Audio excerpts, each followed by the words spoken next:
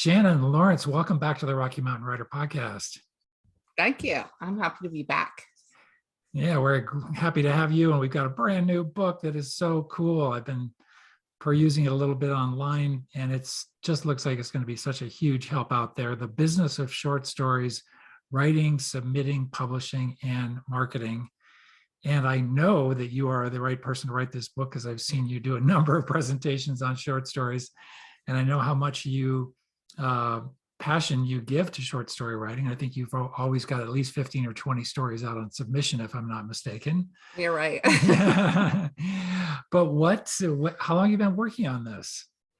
So honestly, once I sat down to write it, it didn't take long because, like you said, I've done a billion workshops on it. But at the same time, I've been wanting to do this book for years because, yeah, like you said, I'm all about short stories, and I feel like I've brought a little more attention to them locally than there was. And I've pushed until now there's, even if it's not me, there's short story workshops at the local conferences because I love them. I think they're a wonderful art form. And I think more people could be doing them if they didn't come into the writing world and get told immediately novels are the only way. There's a lot of fear around short stories just in general because I think they are pitched as something a little harder, they're a little tougher. There's just something there. It seems like it's two different communities and they really should be much more interacting.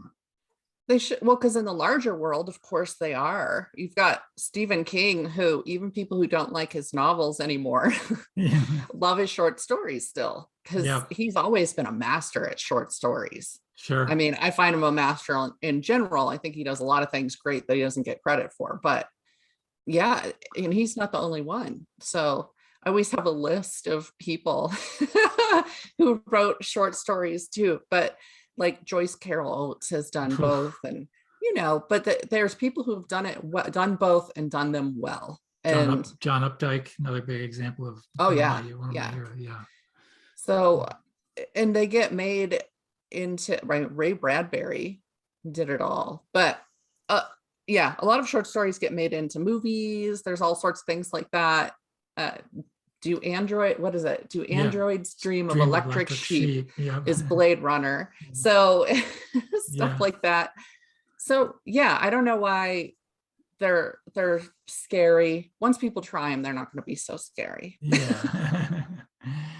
So in addition to all that, there is that fear about getting into that world. If you've been writing novels for a while or trying and getting into that and you're thinking in 100,000 word format, it feels like a real gargantuan shift over to a 5,000 or 7,000 word short story. But your argument would be it doesn't need to be that scary.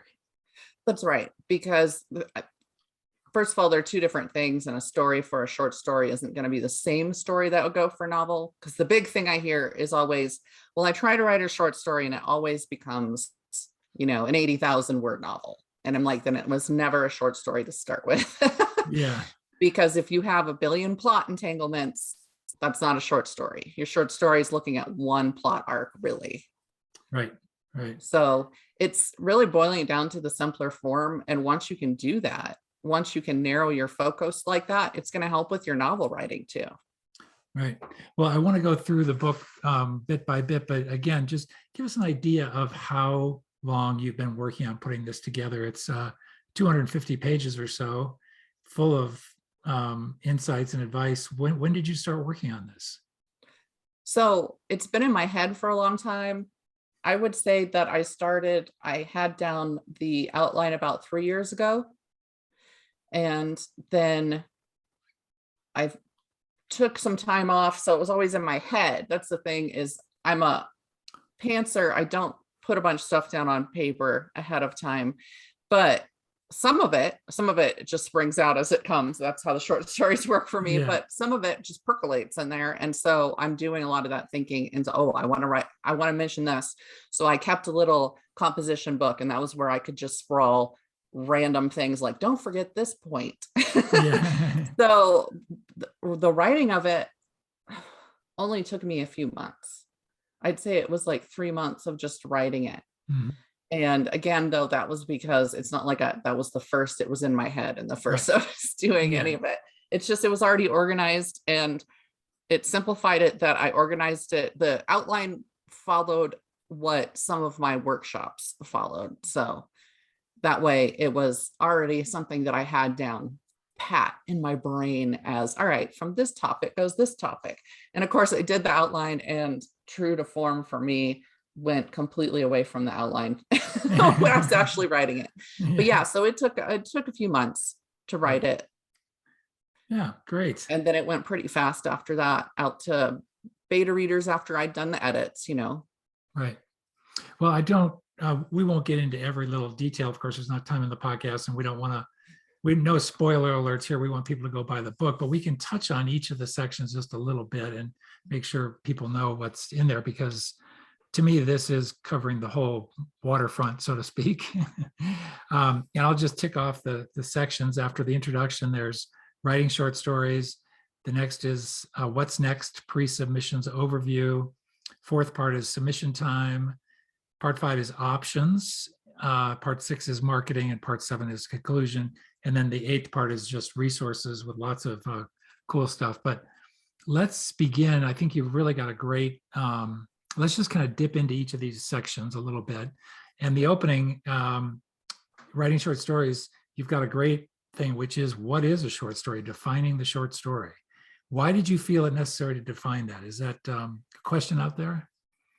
Yeah, I've done a lot of judging too on contests, and of course I get put on the short story categories when there is one. Yeah. And what I found is that a lot of people thought, for example, that taking a chapter from their novel and turning it in was a short story. And it's not, because my big thing that I have to say over and over is a short story has a beginning, a middle, and an end. It has to have a plot arc, period. And yes, twist endings are really common with short stories, but that it still has to be a satisfying end. And I write horror, which means you don't have to have a happy ending. Still has to be satisfying in some way, shape, or form. It still has to wrap up the plot in some way, even if it's left open-ended. So that's my big thing, is addressing that and letting people know. And also, because there's forms, there's flash fiction, which can be anywhere from about 100 words, which might have a different title, to 1,000 words. It might eke a little above that. The thing is, each publisher is going to define their version of a short story in terms of length. So all we can do is offer guidelines. Yeah. Is there a maximum for a short story that people generally say you've gone into novella country if you go above X thousand words? Yeah, it's usually 7,500 to 8,000. I define it as 8,000 because I think ending that at 500 out of 500 is weird. Duotrope will put it as 7,500, but again, then there's, which by the way, that's a submission platform. It kind of aggregates all of the markets that are open, and then somebody can go in and search on keywords and stuff like that, length, pay. But they define it as 7,500, but they have markets on there that of course are listing short stories up to 10,000 words. So I like it. We usually set it about 7,500 to 8,000, and then you go into novelette territory, and then you go up to about 13,000 thereabouts, and you hit novella territory, and then so on. Yeah. Okay. Very good. The next section is what's next, pre-submissions overview. What is that? So for me, the pre-submissions is stuff like doing your market research, which is of course finding who you're going to actually publish to, or who you're going to submit to. And novel writers know about querying, but you're not really querying with most short story markets. You're simply sending your story in full and sending this tiny little cover letter that they usually don't even look at. So yeah, it's mostly market research and finding where your story fits, making sure you have the right length that somebody's asking for, the right genre. That's big. Yeah. Big in short story contests too, is finding a genre is hard, especially when you're at the beginning of your career, is figuring out what genre it is. And of course, a lot of stories, they creep over into different genres. So it's narrowing it down to what's your primary. You think it's important to, when you start writing that story, have an idea of what specific journal or online publication or magazine you're targeting? Or she, If you're responding to a call, a specific call that inspired you, I'd say yes, of course, right. that you'd have to then target it to that. But otherwise, in general, I don't like a lot of restrictions on writing. And I say in the book that anything I'm laying out is something for the beginner to then grow from, you know. So I'm laying out some general guidelines like length, but I've already shown that that can vary, right? And I just want to be free to write. I think most people want to do that Yeah. because then you're not constraining that creativity. But no, you can. There's enough markets out there with short stories are getting more and more popular again. There's more markets opening up. A lot of indies are doing that. That you write the story you want to write, and then you figure it out. Yeah. Yeah. But if you see something that you think your story fits, and there's something about it that needs to be tweaked, it's up to you if you want to tweak it toward that market or not. Yeah. You've got a section in there on writing contests. Are you a believer in looking for writing contests? So I'm kind of mixed. It's kind of a mixed bag for me. And I think I said that in there.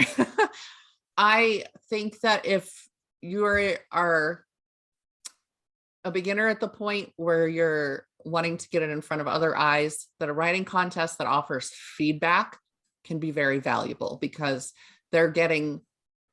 usually they're not asking somebody who's also a beginner to judge a contest. So they're getting people who have experience and who can actually give you helpful feedback.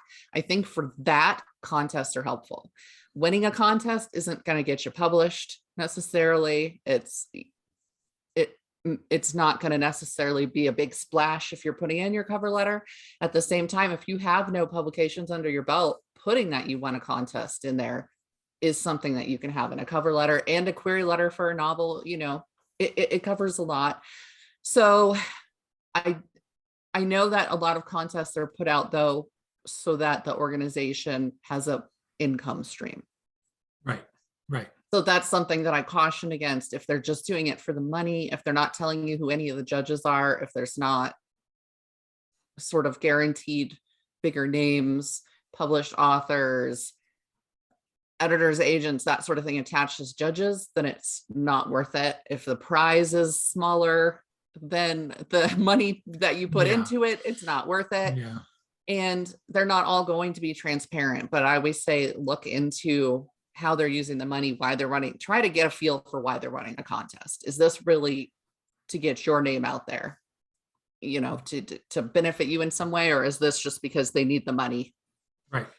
So yeah, I just, sure, but with cautions, and only do it if there's feedback that comes with it. Kick the tires a little bit. Yeah. Yep. Okay, the next section, submission time, covers cover letter, doing the deed. That's an interesting little subtitle. Keeping track, documenting submissions, rejections, rewrite requests, acceptance, other possible outcomes. Great little overview there. Okay, I think I know what doing the deed is, but what do you mean by doing the deed? For me, that's hitting send. So that's sending that email, or with very few magazines, possibly putting that entry into an envelope and shipping it out there to the publisher. So that's doing the deed. That's the big one. That's where people hesitate the most. And that's where most turn back. Yeah. It's a big moment of, well, I guess for somebody who does it regularly like you do, you know what your standards are. At some point, at this point, your heartbeat doesn't go up one notch per minute when you hit send, because you know what you're doing. It just becomes old hat. So yeah, even having been published however many times, I still have times where the heartbeat is up anyway. For instance, in call for an anthology by somebody I really respect in the field or something like that, if I send it to them, I still really want to be on that. And it's by no means guaranteed, believe me. I get way more rejections than acceptances, as does everybody. Right. But yeah, there's also magazines I want to break into. A big one is Clark's World. That Neil Clark is the editor there, and he gets back to you within a day. So you're rejected within a day. And so I had my first, I think it was last year, was the first where he kept a story of mine for almost 2 months. So let me tell you, the heartbeat was pounding. I still got that rejection, but it meant he considered it. So same thing happens. There's other publishers. There are multiple magazine editors that they get back to you within 1 to 5 days for that rejection. And then you're starting over again and sending it to somebody else. And that's how you do it. You keep going. Yep. So Yep. yeah, for the most part, sure, I'll send it. And I'm not sending it going, this will definitely be accepted. But I also know that's fine. I'll turn it around. I'll submit it to somebody else because somebody will like it. Right. Right. The other part I want to dip into on this particular chapter section, I guess, is keeping track and documenting submissions. For somebody who sends out 3 or 4 short stories a year, that's not a big deal, but you do this at a volume. So you need to know where they've been so you don't resubmit to the same place twice, correct? That's a real no-no. Yes. And you also, it's just good to know where your stuff is living out there in the universe. Yes. And also, if you're keeping track of any feedback you get, that can go in there too. So I have a spreadsheet, even though there's ways through Duotrope and Submission Grinder that are both those aggregators. They're great for keeping track as well. But I want to have my own spreadsheet that's split up into different categories. And I always know what's out, but I can also easily go in and pull up by story and see where I've submitted that story so that I don't send it to the same place again. Because not everywhere is in some Duotrope or Submission Grinder. So if you were to see that one and try to submit again, you're not going to know if you're not keeping track. But that way also I get to keep track of my rejections because I have a goal for a number of rejections a year, which is a way to soften the blow, but it's worth it. Try it. How did you do in 2021? Summed it up yet, but I pretty well actually in 2021, but I took a break for it because I was in school, and so I really wasn't submitting. I went back for my bachelor's during the pandemic came, and I was working at a restaurant, and I not to work at the restaurant anymore. So I went back to school because I was like, we're not going anywhere. We're not doing anything. There's not any conventions or anything like that. So yeah, I had a break, but I still did pretty well. I didn't get my 100 rejections for the year. That's my goal. That's your goal. Yeah. Yeah. And that it sounds like a cynical goal, but that actually indicates that you're submitting on a regular basis. And it also probably means you're getting some acceptances, obviously. Yes. And the thing is, you can keep track of, say, a percentage. And I don't even think I've gotten to 10% acceptances out of rejections for the ratio yet, but I was at 8%. And so that was pretty good. Yeah. I was happy with that. So how many stories would that 8% represent? Well, it depends. I mean, Sure. if I went for 100 rejections, 8 acceptances is that 8 acceptances for 100 submissions? Yep. Well, there you are. There we go. Okay. having a few internet issues here, but hopefully we'll be okay.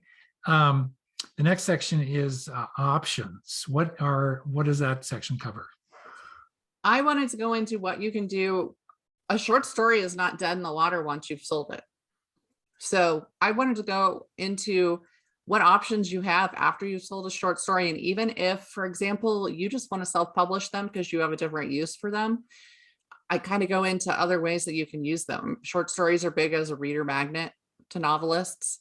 So they have uses outside of just submitting to a magazine over and over and over again. Because I prefer one path doesn't mean everybody prefers that path. Right. And yeah, so, but you can even submit, even if you like that path, for example, you can resubmit the same story as a reprint to other magazines in the future, as long as they accept reprints and you make it clear that it is one and you give the credit to the first person that published it.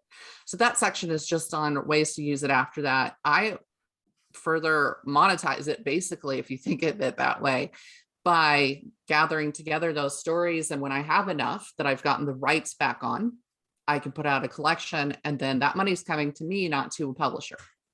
So options like that.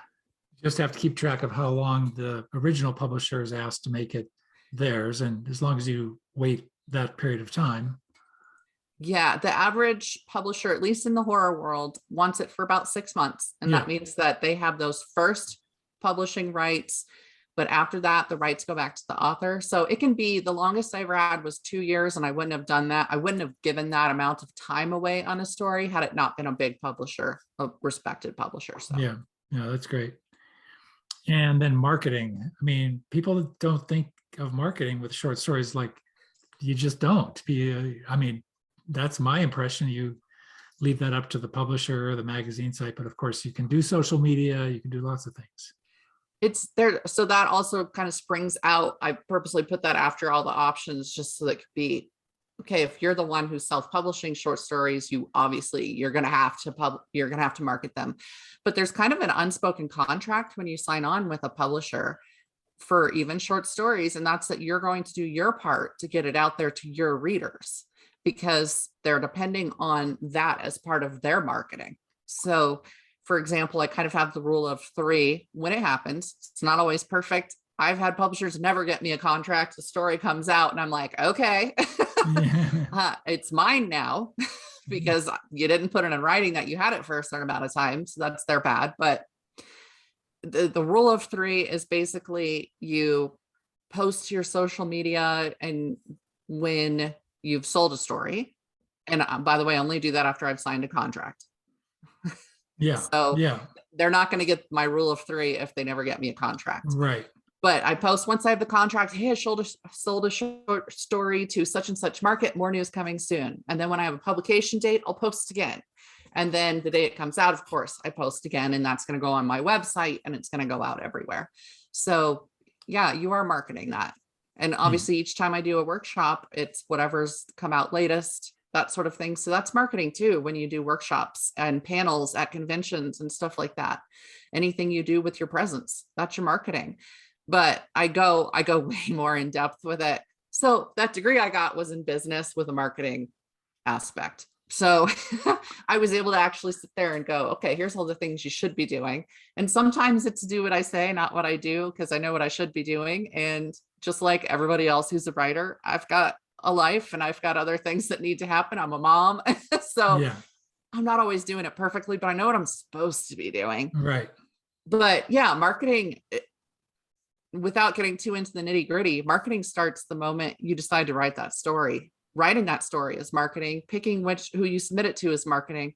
All of that's marketing. And knowing that actually takes some of that load off, because what do we do as writers? We're like, I don't want to sell to people, but you're already doing that. You already wrote it and you already then submitted it. That's selling. Yeah.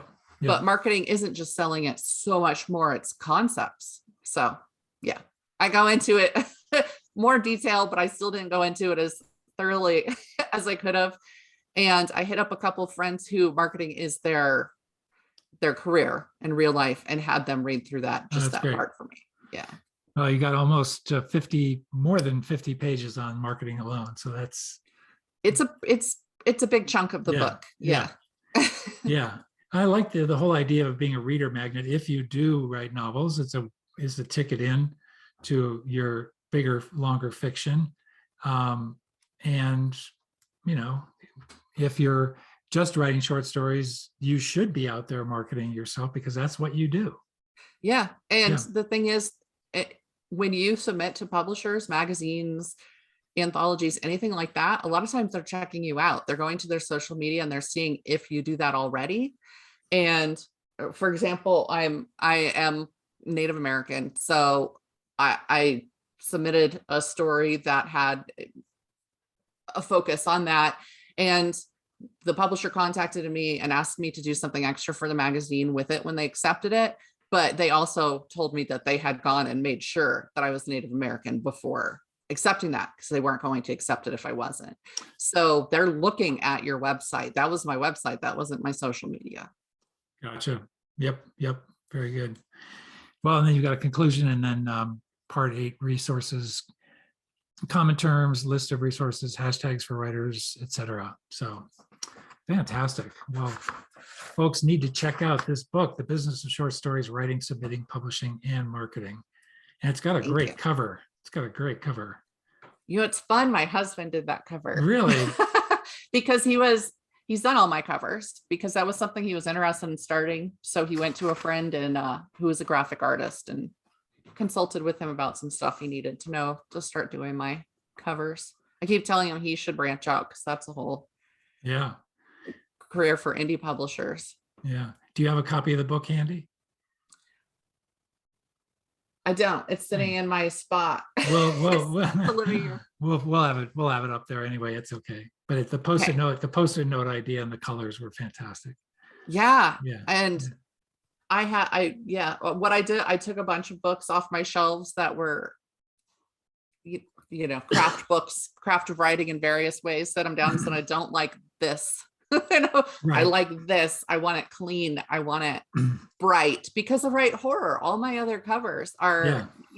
black, blue, red. And so I wanted something that wasn't that. I wanted something that stood out. But I also think that kind of crisp and clean goes with the business aspects of it. So, and he Yep. came up with some really great concepts. It was hard to narrow it down. That's great. Very good. How's the book doing out there? It's doing well. I was blown away. I went wide for the first time, which for self-published folks means I didn't just go on Amazon and Smashwords. I went through Ingram, which is where bookstores get it. And I wasn't even looking at it because it was the first time I'd done it again. So I was just kind of watching Amazon, my numbers for pre-orders. There's a whole analytics and algorithm thing to that. And then the day it came out, I went to Ingram and went, oh, I sold 20 times the number of books as on Amazon doing that. So it blew me away. Do you mind sharing a number roughly? Just for the launch. Yeah. So I had hit, it was just 133 books sold. I mean, we're not talking about thousands right now, but they've been going consistently each day. There's more. And on Amazon, I'd sold, it was 20 something. So Right out yeah. of the chute. Yeah. Yeah. That's Yeah. just for starters. Great. Really great. So that was nice. It's Yeah. a nice payday Yeah. for me. Yeah. Yeah. Yeah. So what is the passion for you around short stories? What is the reward? There's a lot of rewards to it. Like I said, I think it's a viable art form and not enough people play with it. I saw there was a surge though during the pandemic, just so you know. There was a lot more competition once that hit of people who suddenly were losing their jobs or were working at home or whatever. But in the end, it's this great little package and you've told this story that somebody can read in one sitting. And that's your world that they just took in that one sitting. It's pretty amazing when you think about it. And yeah, I love that part. Yeah. Yeah. Yeah. How many short stories total have you sold to date and had published? So I don't have an exact number. The last time I did the count, it was over 50. I've sold a couple more since then. So I don't know if I've hit that 60 mark or not. Yeah, that's great. And do you care to talk about, or is there one or two favorites you'd like to point people to and maybe give a brief description of? You know, I will say there's a new one coming out. And right now that's the one where they checked into it to make sure I was Native American. That one was pretty close to my heart. That one means something to me because it's about violence against women, but also Native women. And what they reached out to me, it's Type House Literary, and it's actually coming out any day now. And they reached out and asked me to give them some information on MMIW, the movement, which is Missing and Murdered Indigenous Women. Right. And that's huge right now because women of color in general, when they go missing, when there's violence against them, it's not covered by the press as much. So it doesn't get that attention, say a sweet little blonde white girl who goes missing and has an Instagram account. Gee, I wonder who you're talking about. Yeah. Yeah. And you know, her family, her wonderful family, I don't want to say anything bad about that. They even came out and said, we saw that she got more attention, you know?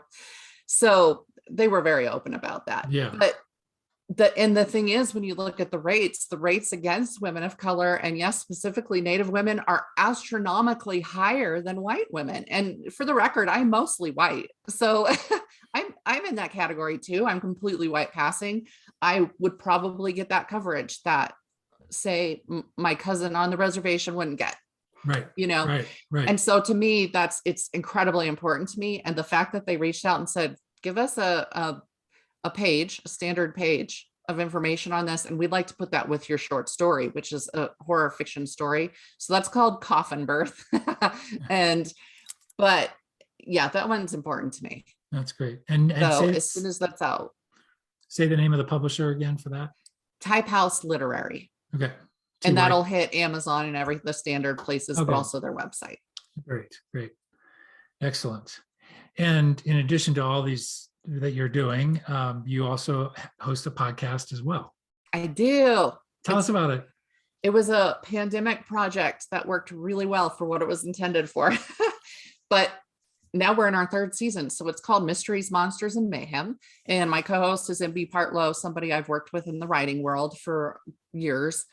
And it's true crime for the most part. We throw in some fun little things. Here's the thing is that I've always been a big into true crime.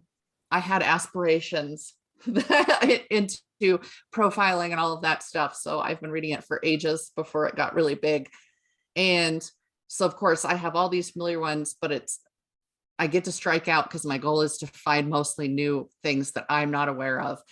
And she's really not into the violent. She's not into true crime as a whole. Her daughter is, and she spent a lot of years going, can you find somebody else to talk to that about? And now I'm talking to her about it.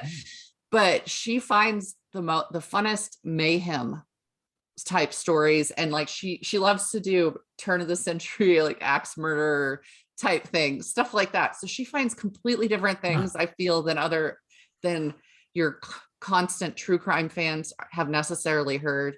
And then we throw out, really, we named it that so that we could do whatever we wanted to. Yeah. Like I cover lighter things sometimes. I just did it's the clown brawl, and it was clowns against firefighters in Canada ages ago. And it's just so funny. It's ridiculous, but it happened. Yeah. So yeah, we've been having a lot of fun with that, and it's out there wide wherever people listen to podcasts. So Mysteries, Monsters, and Mayhem. Fantastic. yes. Yeah, that's great. Very good. Well, Shannon, thank you so much for this rundown and overview of your contribution to the world of short story publishing. That's great. Yeah, as we wrap up, we always like to give our guests a chance to promote another writer or book you might have read recently or something to just pass it along. So a recent discovery I'll put out there because now I'm eating up. I just got another of her books. Ruth Ware, Ware. She does mysteries. It's great in an Agatha Christie way, but modern. The one that brought me in was One by One, I think it's called. And she does such a great job of isolating her characters and then twisting and it's just so many turns. And so, what was the newest one? I just got it in yesterday, but it's The Death of Mrs. Westaway or something like that is the one I haven't read yet, but the one that everybody was like, read this one. So I'm putting her out there because she's a new discovery and it's fun. Excellent. Excellent. Well, Shannon, thank you so much. We will catch up with you maybe at a conference, who knows, sometime down the road, or back here on the podcast in some future date. Yes, of course. And thank you for having me on here. You bet.